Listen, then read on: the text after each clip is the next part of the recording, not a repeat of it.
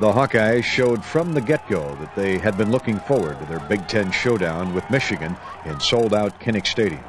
Iowa was quickly emerging as the most improved team in the league, and a victory over the Wolverines would add to that statement. After an Iowa punt on the opening series, the Hawkeye D went to work. Stockdale, the bottom of the field. 3 wideouts. Navarre's looking for him on a slant, and he threw it off the back of Stockdale, and it's picked off by Bob Sanders.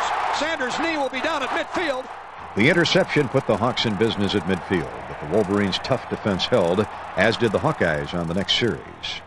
Just when it was looking like an old-fashioned defensive war, enter Brad Banks to guide the Iowa offense to its first score.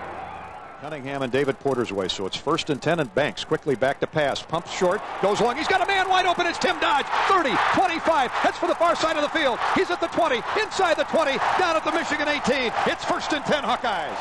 The 39-yard play boosted the Hawkeyes inside the Michigan 20 to start the second quarter. Banks put the finishing touches on the drive with a brilliant touchdown pass. One running back. Banks straight back in the pass into the end zone. Good! Caught! Touchdown! Dallas Clark. Straight back in the pocket went Brad Banks, and he fired a Nolan Ryan fastball.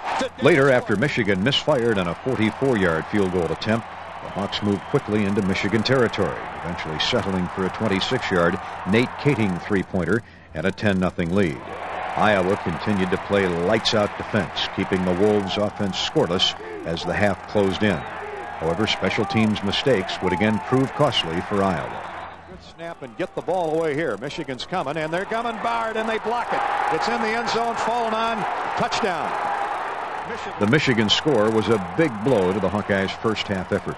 Iowa had dominated Michigan. Taking a 10-7 lead into the second half, the Hawks needed a big play to regain the momentum. And they would use a little trickery to electrify the sellout crowd at Kinnick. That Oliver circles under at the 35. They run the reverse, and there's some running room. Upfield for C.J. Jones. Midfield 40, 35-30, 25-20. He is gone. Touchdown, Iowa. 60 yards for C.J. Jones, and what beautiful execution by Chris Oliver on the handoff. Oh, and now we want to kiss the special teams. The 65-yard return was just what the doctor ordered. And again, the Hawks had a 10-point lead and all the momentum back on their side. After Aaron Campman forced another Wolverine punt, Kyle McCann hooked up with Khalil Hill to put the Hawks in business again. He's up the far sideline, 35-30. The Iowa drive stopped at the Michigan 23, and Nate Kating came on to try and increase the lead.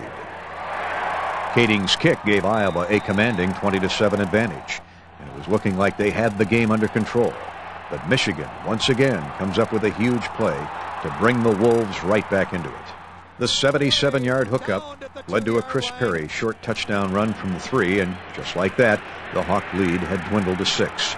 Minutes later, a McCann interception put the Wolverines in scoring position again. And again, the Wolverines capitalized on the opportunity.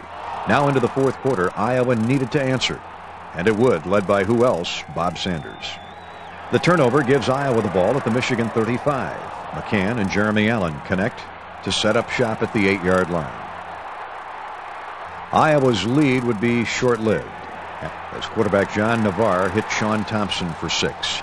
The Wolverines later added a field goal to take a 6-point advantage. A bitter loss indeed.